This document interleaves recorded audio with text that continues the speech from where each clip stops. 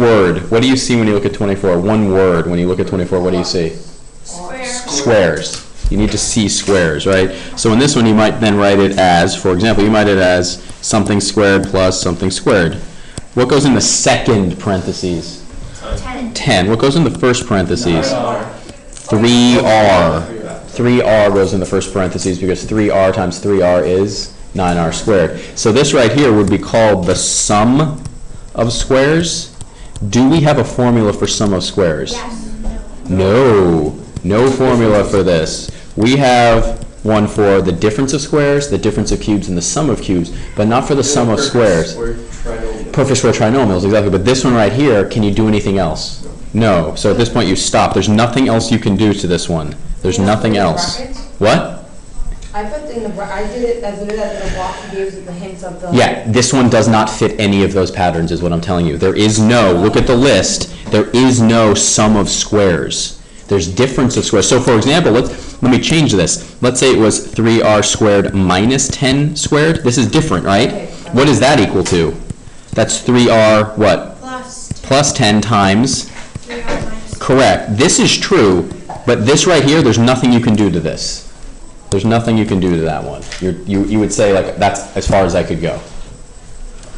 Okay, let's look at one of the other. Yeah, what's the danger if you don't keep track of what you've tested? Test something twice. You might do something twice, you might not test everything, and then you're like, oh, it's prime, but then there was something else you could have tested. When you're breaking this up, just keep track of what you've tested. You know that the first two things have to multiply together to get what? Z squared. Yeah, so you know it has to be z and z, right? And now you have negative numbers in there, correct? Yeah. So you know one of the next two has to be positive and one of them is negative. Because if they were both negative, could you get negative 20p squared? No. No, it couldn't be. So you know one is positive and one is negative. Now, when you're doing this investigation, you know that there's going to be it's going to be like p and p and something like that, because you have to generate this as EP.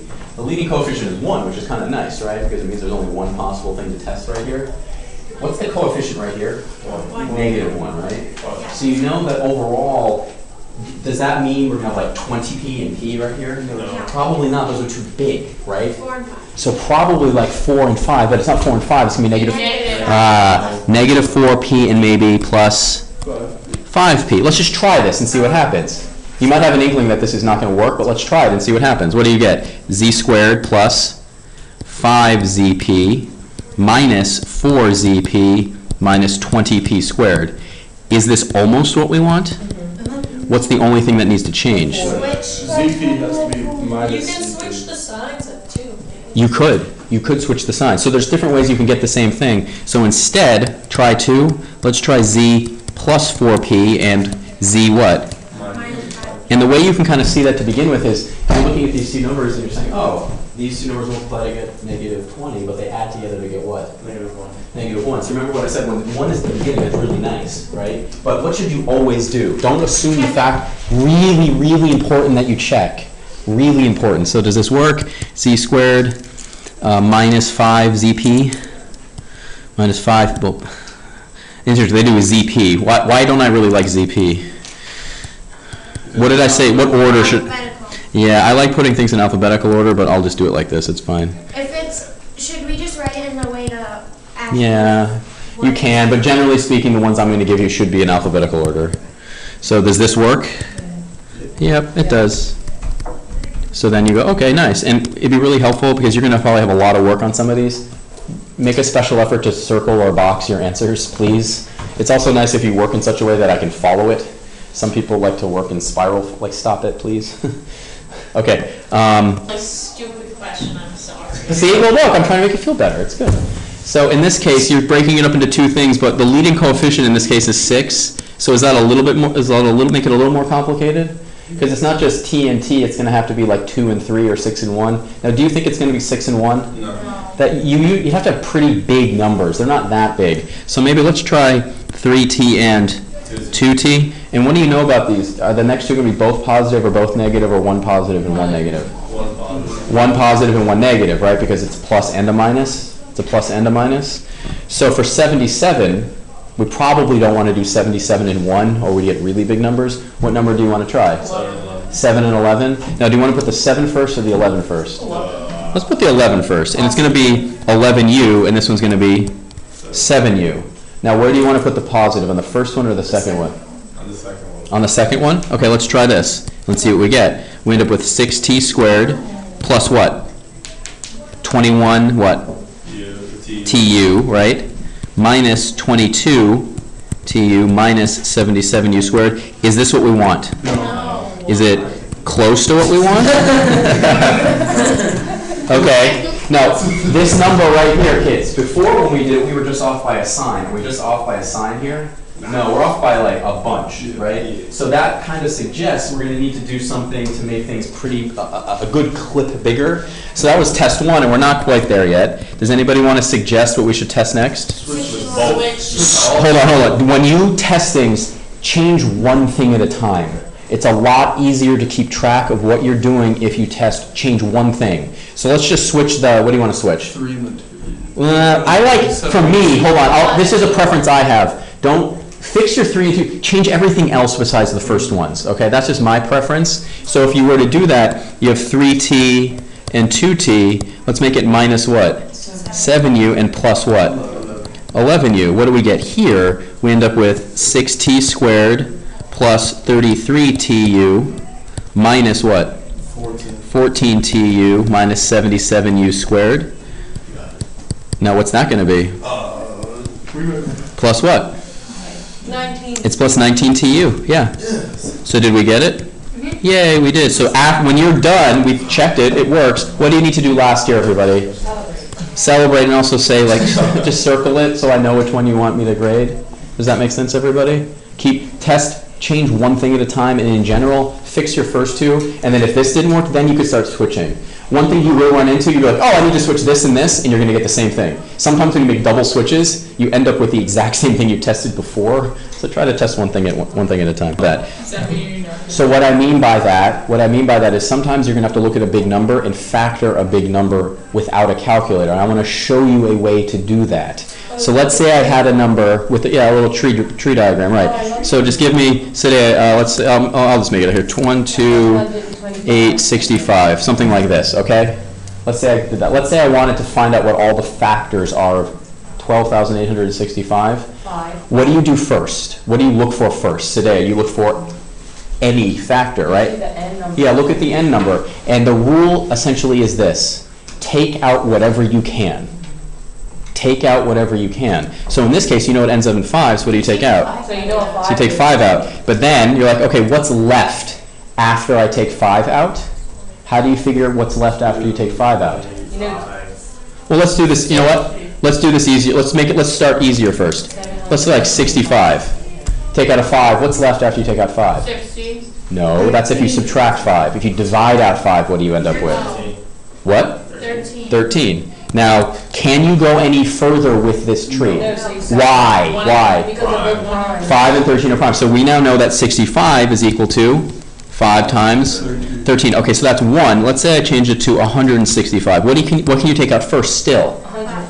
No, you can't take out 100. Never mind. No, you can't take out 10. You take out 5.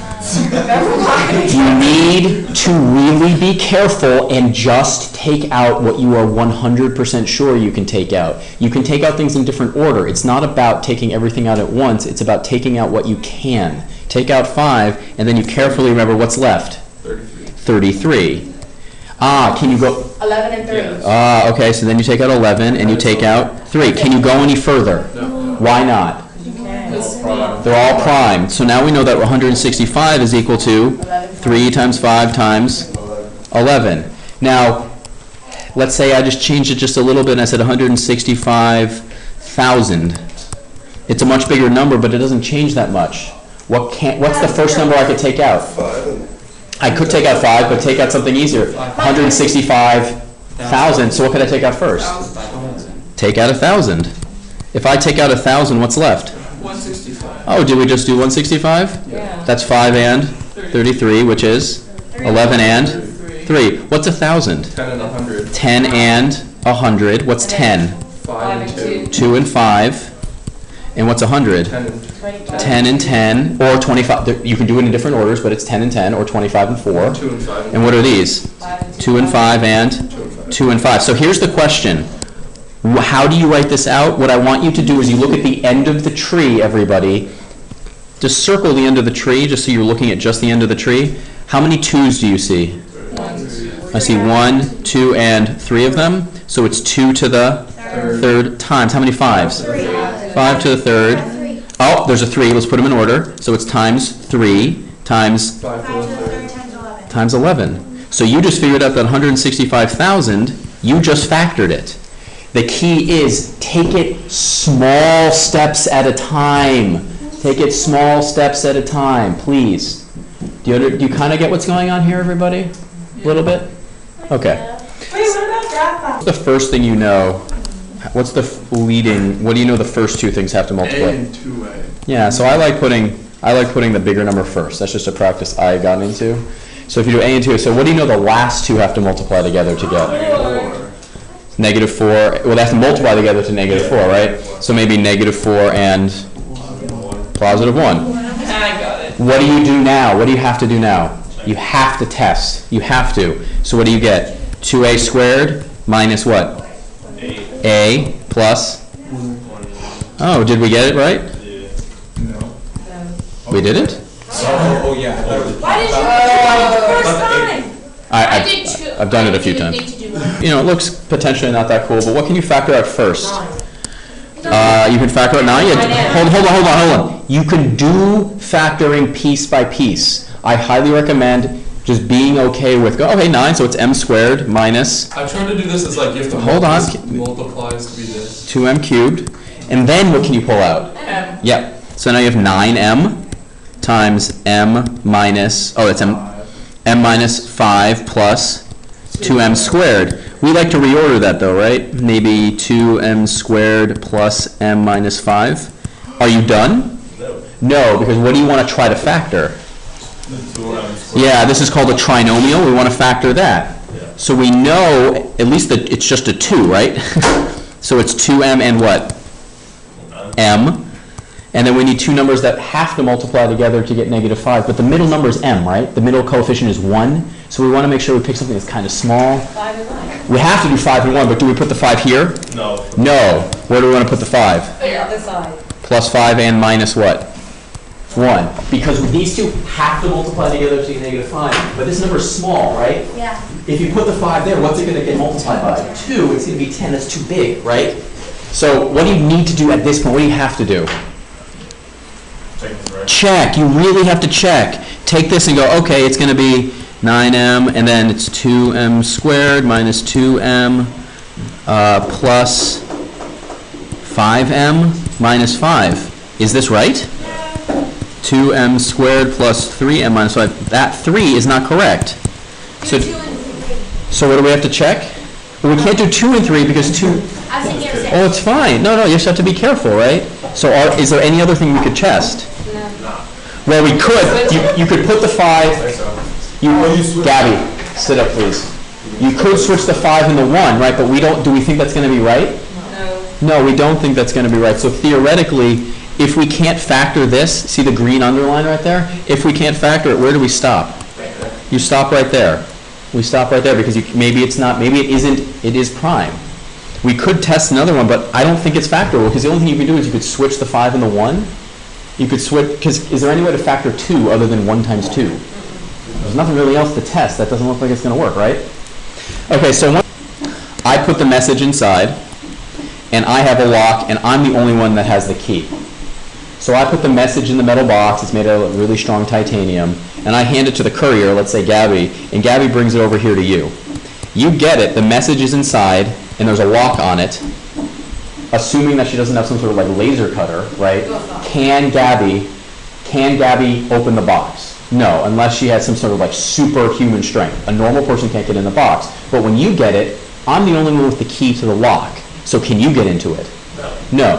You put your lock on it. So this is my lock, Mr. Seamon's lock, and here's Chris's lock right here. You then send it back to me. You send it back to me, and I get it.